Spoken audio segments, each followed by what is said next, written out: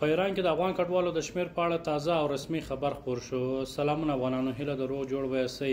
د ایران چارواکو په وینا اوس مهال په دغه هیواد کې د افغانستان نږدې 4 میلیونه او 420 زره اتباع میشتي.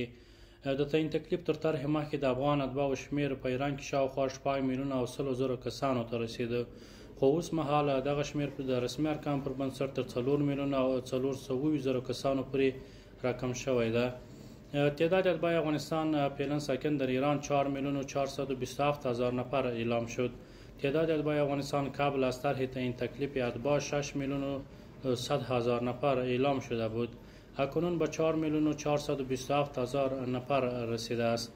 دا په داسې حال کې ده چې د افغان کډوالو د تعداد په اړه په ایران هیواد کې اختلاف نظر ده، ځکه سازمان ملل یو شمیر اعلانوي او د ایران دولت بیا بل شمیر یادوي.